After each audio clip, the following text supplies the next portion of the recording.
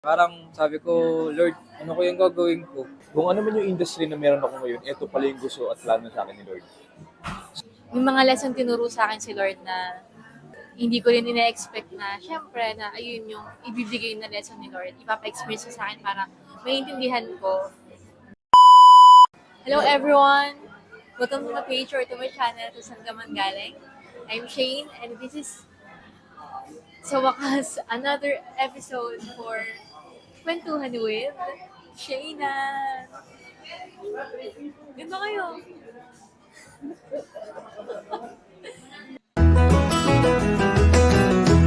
Ayun. So, syempre, for today's video, of course, this is the first time na magkasama-sama po kami sa kwentuhan session with, of course, with my brothers, with my kuyas. Nakaraan ko pa nila request, pero, ayun, this is kuya. May panganay na kuya. Kuya Zib. And this is my pangalawang kuya. Isa pong photographer, dancer. Okay? Ayun. Siyempre, gusto ko lang ipagmalaki yung mga kuya ko. Kasi last time na bigayan. Last time na kwentuhan session is, ang kasama ko lang si kuya. Pero this time, of course, nag-bloom ang aking kuya. Ayun, parang ko na kay social. Everyone. Andito kami ngayon sa cafe, sa Starbucks. Sa opening. Ayun. So, ito yung tanong. Kung meron tayong pag-uusapan na o pagkukwentuhan ngayon, why not yung lesson ng buhay? Siyempre ako, isa akong malaking witness sa pagbabago nyo, sa transformation. At ganun din kayo sa akin, syempre. Yung pagbabago ko bilang ito, kung paano naging Shaynan si Shaynan. It's because of the Lord, syempre. And ayun, syempre grateful ako na mas naging close pa tayo. Mukha lang di close kita mga ngayon. Parang mga wala sa wish. Pero ayun, ano yung masashare nyo na lesson sa buhay? Kayo, yung experience nyo, of course. Tapos tsaka tayo magbabatuhan. Ayan. Siyempre, sa akin, hindi naman din agad nagkaroon tayo ng mga... Ako, yun, personally. May judgment ako sa mga kuya ko po, gano'n. May mga lesson tinuro sa akin si Lord na hindi ko rin ina-expect na, syempre, na ayun yung ibibigay na lesson ni Lord. Ipapa-experience sa akin para maintindihan ko itong mga kuya ko. Kasi meron akong judgment sa kanila na praise God kasi tinanggal ng Lord dahil po sa pagkakamali ko din. And ayun, syempre ayun, gusto ko lang din tanungin din or ma-share nyo sa kanila din, ano ba yung may share nyo na pinaka-lesson nyo, especially ngayon, sa buhay natin. Sa buhay nyo, as individual. Sa akin, yung mostly na tumatak sa akin, siguro yung about sa relationship. And marami akong natutunan way back before. Sa dami na naging relationship ko, natutunan ko din halos lahat yung paano mag-alaga, mag-asikaso, and to be matured na paano ka mag-i-stand out, paano ka mag-iisip ng mabuti, paano ka makapag-ipon ng parang pera, paano ka makapag-ipon para mapasaya siya, at para makapag-ipon pa ng bagay na ikakabuti niya. And some point, ito yung dumating sa point ko na nasa punto na ako ng gusto ko ng magpakasal, and dumating din sa buhay ko na ito na kung kailan gusto ko na, pero binibigyan ako ni Lord ng challenge. Alam mo yung tipong nawalan na ako ng trabaho, hirap kumita. Biglang dumating sa buhay ko yung ganun. Guys, alam mo, sobrang hirap. Yung tipong nanggigil ka lang sa eagerness na nangyayari. Parang sabi ko, Lord, ano ko yung gagawin ko? Okay ko, natitito na ako sa point na parang ang hirap. Minsan, hindi mo lang pagkakatiwalaan si Lord kasi natutunan yung bagay na parang sinusubok ka. Natatest yung faith. Ngayon nangyayari, test ka sa faith mo. Hindi mo alam kung si Lord yung may mga part kasi na, di ba, nangyayari. Inaano ka na may gumagambala sa'yo na ililihis ka sa direction ng ipagkakamali ka pa ng gusto. And some point na si Lord nabigyan ng challenge pero mangyayari, merong manghuhugot po sa'yo lalo na lalo ka pang bumaba. And para hindi pa rin mo siya pagkatiwalaan pa ng gusto. Mangyayari, di ba? Minsan, challenge tayo ni Lord. Then, pero ang nangyayari sa atin, minsan, nagpapadala po tayo doon sa mismong nag-challenge at nagpapadala tayo doon sa mismong evil na challenge na yun. And yun, sa sarili ko parang ano na rin, parang tag doon. So ngayon, siguro, sobrang naniniwala na lang ako sa mangyayari.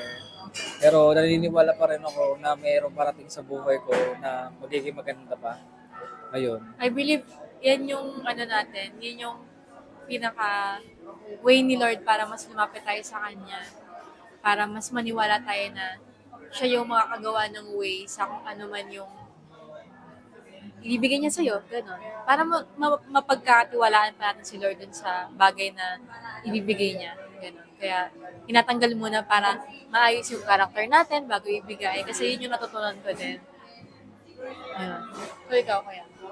Siyempre, ikaw yung panganay. So, ikaw nakita din namin yung yung journey. Artista na naman ang ang approach. Seryoso. Hindi kasi specific yung question.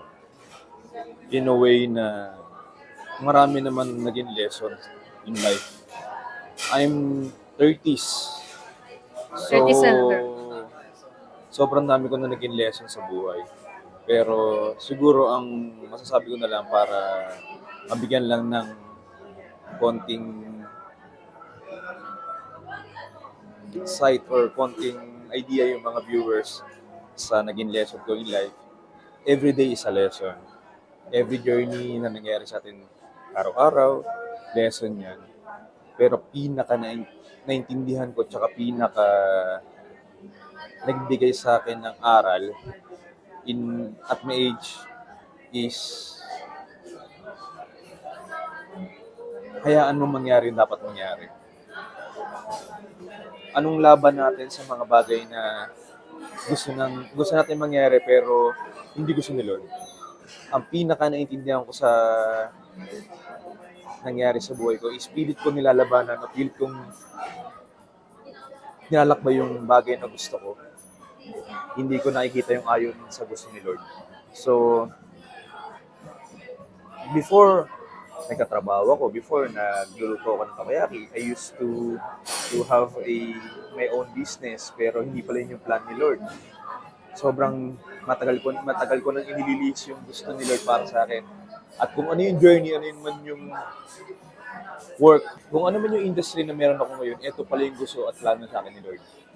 So yun yung pinaka-naintindihan ko na anong laban natin. I mean, yun yung pinaka-lesson sa buhay ko na bakit ko hinahayaang labanan yung isang bagay na gusto ni Lord para sa akin. So, let things be kung ano yung gusto ni Lord. Yun naman talaga yung pinaka-importante. Anak tayo ni Lord. Siya yung father natin. Siya yung magulang natin. So, wala tayong ibang choice at wala tayong talagang dapat gawin kung hindi magpagamit or sumunod talaga sa gusto niya. So, kung ito yung gusto niya para sa akin, natutunan ko na sumunod sa Kanya. And nung natutunan ko sumunod sa Kanya, lahat na nangyayari sa buhay ko ngayon, yan, tuloy-tuloy siya. Maganda yung nangyayari sa akin. Hindi naman totally smooth, pero kahit paano, naka-align dun sa gusto niya na hindi kagaya dati na pinipilit ko sa bagay. At minsan yung blessing, hindi siya palagi sa mga binibigay doon madating. kadalasan yun yung mga bagay na inaalis sa buhay natin. Kasi pag hindi yun inalis, pag hindi ka shinake o hindi ka nadapa, hindi ka mapupunta doon sa dapat mong puntahan. So, yun yung mga lessons na natutunan ko pag-aamit ka kay Lord. And punta ka dun sa, kailangan mo rin madapa, kailangan mo rin ma-shake para mapunta ka dun sa situation na kailangan mo. And yung last is, learn to say yes in every situation. Yes. Yes, para sa akin kasi madalas ako mag-no before. Learn to say yes in every situation. Pagdating sa Kasi? opportunity. Sorry. Hindi pala sa lahat ng bagay. Sa opportunity. Well, sa akin kasi, depende sa naging situations na nangyari kung paano tayo natuto. Ikaw, personally, ano ba ang mo, kuya? Marami kasi ako naging life lesson. Siyempre, 30s na ako, ang dami akong pinagdaanan. Pero siguro yung pinaka na lang na naging lesson ko sa buhay is every single day in my life. Lesson siya para sa akin. Kahit anong ulitin yun. Wala. Sige, ate may na lang. Ayoko, yun talaga gusto mong marinig eh. Kaya... No. And last, yung pangatlong natutunan ko, siguro, pag may mga opportunity, kahit hindi nyo pa alam kung ano yung gagawin, learn to say yes muna. Kasi ang Opportunity. yes, opportunity. Pero hindi sa lahat ng bagay yan na, kunyari, inaya ka ng friends mo, bumili ka ng ganito, gumastos ka. That's not an opportunity. Ang opportunity is yung work. You know what I mean when it comes to opportunity. Learn to say yes. Para kahit hindi mo pa alam yung gagawin, pero napag-iisipan mo na kung aayon ba yung gusto mo or possible ba mapupunta yun sa'yo. Basta, yun, narinig ko yung sinabi niya kanina. Narinig ko rin yun sa'yo. Ang natutunan ko at na-realize ko lalo ngayon, narinig ko yung mga sinabi niyo, learn to say yes in every opportunity. Hindi dun sa mga aya ng mga tropa, ng friends, hindi yun. Ang ibig sabihin ko, in every opportunity kasi pag nag-yes ka sa work or sa opportunity, kahit hindi ka pa sigurado dun sa opportunity na yun, at least, ikaw na yung nag-yes, sa'yo na muna yun. So, habang tumatakbo yung oras, habang tumatakbo yung time, papunta dun sa time na nag-commit ka dun sa opportunity, at least nasa yun yun, na pag-iisipan mo na kung ano yung pwede mong gawin to make it happen. Kumpara naman sa nag-no ka na agad, tapos tsaka mo nag-change of mind ka na naintindihan mo or napag-isipan mo na pwede pala yun sa'yo, na gusto mo pala yun, mangyayari niyan, wala na. Okay. Kasi nag-no ka na eh. May question ako. Siyempre, ayun, narelate kasi ni Yevie sa, ng Kuya Shervy. Yung, hindi, sa'yo siya actually. Pero, nakakatuwa kasi, ang isa sa nagpabago or ginamit ng Lord sa'yo is sa relationship. No? Actually, maraming bagay na nagpabago din eh. Sinasbitan ka Pero, din, di ba? No? marami din. Pero, syempre, mostly Pinaka- kasi yung pinaka-highlight na May nahanap kasi talaga siyang naisip ko. Ayun nga. So, kasi isa yun sa nakita ko talaga. Nakatulong talaga yung isang tao. Pero, ayun nga, parang sa'yo, di ba, galing ka kuya sa anong nakaraan, sa hindi, alam mo yung lifestyle mo noon, dun nga kita na-judge eh. Grabe yung lifestyle mo noon. Parang, dun kita na-judge eh. Nakita ko, may mga babae pumunta sa bahay na hindi ko kilala. Tapos, syempre ako, in my mind, may mga kay kuya, may mga judgment ko na. So, sa akin, parang, Ilang taon na Paano- akong single? paano ka Ilang taon na akong single? 3 years. 3 years, sa 3 years na yun. Oh, mga nagdiliw ka sa akin. Wala, Syempre, oh. nakapag-trigger sa akin. Ito At naman, tsaka, yung mga pagkakataon na I don't need to Ano explain. hindi siya explanation. Kumbaga, i-share mo parang anong nangyari, bakit dumating ka sa point na nagbago ka, ganon. Yun yung magandang i-share. Parang, We're not young anymore. Hindi na tayo bata para magloko or maghanap ng mga pastime in life. Na pupunta ka sa isang babae or makikipag-fling ka kasi naghahanap ka ng saya or ng ng someone to comfort you or someone to share some intimate feelings with you, it's not gonna happen anymore kasi bukod sa hindi na tayo bata, kaya nga tayo na kay Lord. Diba? So, even though may mga biro kasi, biro-biruan, syempre, diba? Oo, Most of the time kasi, trigger don't pa. focus dun sa jokes. Focus ka dun sa ginagawa ng tao or sa nagagawa ng tao. Imagine, bilib sila sa akin for 3 years, wala akong babae. Wala Talaga ba? girlfriend, walang... Talaga ba? So, hello po sa inyo. Hindi po siya single, but in his mind and heart, he's still taken. Hindi na po ako naghahanap ng mga girlfriend. Ang hinahanap ko na po is long-term partner na, lifetime. Paano Di humantong? pa nga ako actually naghahanap. Okay pa ako mag-isa. Paano nyo na-realize? Paano, kasi sa mga, especially, ayoko namang dapat gender equality tayo, no? Pero paano humantong sa point na kayo, nagseryoso na talaga? Kasi, di ba, dumating din naman kayo doon sa ganun talagang situation, pero yung bigla nyo na-realize na ito pala yung buhay, dapat hindi na paloko-loko, gano'n. Yun yung gusto ko lang makuwang sa inyo, na may share nyo, kasi doon ko kayo hinangaan din talaga, na naging tapat kayo, naging kapagmahal kayo sa iisang tao. Diba? Yun yung doon ako natutuwa. Siguro may mga araw lang kasi na may panahon kasi pagka nadodoon ka na sa part ng nasa faith ka pa, way back before nung 21 years old ako, nadodoon din na sa isip ko yung mag-business, tapos mag-ipon para sa magiging asawa ko. And nahiwalay na ako sa landas at nangyari, nakaipon ako, gumastos ako dito, kumain ako sa, bumili ako ng kung ano-ano. And ayun, some point, yung kailangan natin ipunin, kailangan natin pag-isipan na mabuhay. Gastos na. Naggastos natin. Saan? Saan punta? Ayun, sa mga pwede naming gastusin, kainin, Ay, ano sa ba, restaurant. Sa girlfriend? Oo, Girlfriend. yung mga Sa ex ganun. yan. Oo, the rest. Ayun, yung nagiging aral kasi sa atin yung mga buhay-buhay natin, yung mga pagkakamali natin. Yung, Nagiging lesson talaga siya. oo, di ba? May lesson doon. Ayun. Hindi tayo nagkakamali lang para magkamali lang. Nagkamali tayo para may matutunan doon sa pagkakamali Oo, natin. yan, totoo na. Learn something, yung Hindi yun, syempre inspired. inspired.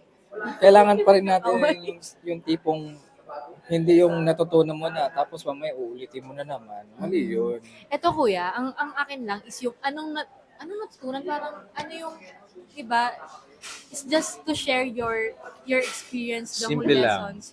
Simple lang. Hindi ka Nagmamature kasi tayo. Hindi na tayo bata. Nagmamature tayo. So, alam mo na, natututunan mo kung ano yung mga priorities sa needs. So, natutunan kong maging seryoso sa buhay. It's not because of another person or dahil sa babae. Natutunan ko yun, siyempre, sa sarili ko. At saka, hindi man halata, palaging mukhang siraulo yung mga video ko sa kanya, sa Facebook. Tapos lagi ako na-judge ng mga tao, mukha daw kung pag tumingin daw ako, mukha akong manyakis. Kasi gawa daw ng mata ko, mukha daw ako suplado, mukha daw ako masamang tao. Pero it's okay. Wala na akong pakialam sa sasabihin ng ibang tao. Wala na akong pakialam sa judgment ng ibang tao. Ang pakialam ko na lang is hindi ako ganong klase ng tao. So, natutunan ko na, walk the talk. Ganun. diba, less talk, less problema. Wala na akong pakialam. So, nagmamature tayo, kaya yun yung pinaka-isang bagay na Ikaw, personal. nagbigay sa akin kung bakit ako naging seryoso. Tsaka syempre nga, naki-Lord nga tayo. Ayun, Naki-Lord na tayo. speaking of Lord, kasi si Lord naman talaga ang center Mukha ng lang lahat. akong, sabi ko nga, masama. Pero, Kung masama ikaw nagsasabi. Ito, yun yung gusto kong i-ask naman sa inyo. Siyempre, paano dumating sa point na, yung turning point natin, paano dumating sa point na, ito na, si Lord na yung ano natin, yung center talaga ng life natin. Ako personally, sige, mag-share ako na, siyempre, Huwag na. so, ano pa ng tanong eh, hindi ka nag-share. so, super amazing nung grace ni Lord sa buhay ko kasi, yan, saksi ang mga kuya, Diba? Yung mga na-share ko. Kasi before, nakakamalit akong bata. Pero ang daming ang dami ko ding natutunan along the way. Pero meron pa pala akong mas matututunan na about sa sa life. So, yun. Ang about kay Lord. Actually, lahat naman tayo or palagi naman tayong na kay Lord. Tayo lang yung umiiwas sa Paano Kanya. mas napalapit, naging center talaga si Lord ng buhay mo. Dati ako nasa Kids for Christ, hanggang naging Youth for Christ, tapos naging Singles for Christ. Ngayon, forever single na yata. De, joke lang. Ngayon, ano ba? Dumaan ako sa matinding pagsubok na doon ko na-realize na dapat wag tayong mag-relay or Sa isang tao. tawag dito o Dumepende sa isang dumepende tao. sa isang tao. Oo. Na-realize ko na ako kasi hindi ako pala kaibigan. Hindi nga din ako kami close itong mga unggoy na to. Pero Close naman. Ano ka pero lang? hindi Suplado? kami ganito as in o suplado kasi ako. So Wow. naintindihan ko na kahit nga sa kanila wag ka din magdedepende. Hindi dahil sa iyo ako sa kanila, kumbaga mas naintindihan ko ngayon na wala naman talaga tayong dapat pinapatunayan sa ibang tao kundi kay Lord lang. Ikaw, Yabi, paano ka mas napalapit kay Lord? Mas napalapit ako kay Lord. Noon una pa lang as always palagi, nawawala lang tayo ng direction sa buhay natin. Pero ngayon kasi naging seryoso tayo sa buhay natin. Yung kailan tayo naging Christian, local, etong sa local church na. hindi naman dahil nag-change ka ng parang din. Dinere Parang- kasi yung path natin. Mas Oo, inalay ni Lord. inalign din Sa ni life. Lord. And eto, parang kung kailan nandiyan ka na sa point ng kahirapan na, yung doon ka na mas nagiging pagpapalapit ka kay Lord parang gano'n. And yun, isa sa mga bagay na din lumatatak sa buhay ko yung, Ayaw mo banggitin yun ng hospital ka? Ganun. ayun, yung mga nasa hospital. Di, syempre, oo, yun din yung, kasi alam naman siguro na nila yun sa mga hindi pala nakakaalam dyan. 2018, noong 2018 ako, kasi hospital ako noon And marami nangyari kasi isang buwan din yun Almost 50-50 kasi yung buhay ko nung araw na yun. 50-50. Sabi nga ng doktor na sumaswerte pa daw ako kasi nabuhay pa ako. Kasi 50-50 na yung buhay ko noon. Sumusuka na ako ng dugo, nagkakaroon na ako ng dugo dito, nagkakaroon na ako ng dugo dito. So, ayun. Tapos yung mata ko medyo nagre-red na. And yung blood platelets ko noon, yung white blood platelets ko noon, yung critical na. Ikaw din na hospital ka nun, di ba, kuya? Tapos dun ka nag-pray. Ayun, yung isa sa mga nag-pray ka ng gusto, kung paano ka, gusto ko pang mabuhay, pero nasa isip ko, sige, Lord, kunin niyo na ako. Pero ang ginawa ng Lord, Pasuko na. yun, binuhay pa ako. Yes, and Thank amen you, Lord. for that. Praise God for Thank that. you, Lord. Maraming rin kasi tumulong din sa akin. Maraming salamat sa inyo, guys. Thank you sa mga brothers in Ito yung Christ. naalala ko. Yan yung Parang mga araw na yan. kailangan kung may mangyaring hindi maganda sa atin bago tayo, Brothers and sisters. bago pa tayo mag-pray or surrender kay Lord. Naalala ko ni Kuya, may pinag-pray din siya, magbabago na daw siya. Meron siyang binanggit before. Ano nga yung ulit? Ano binanggit mo nun? Kasi yan, mga na-hospital. Gusto talaga nitong unggoy na to na ikwento ko yun. Pero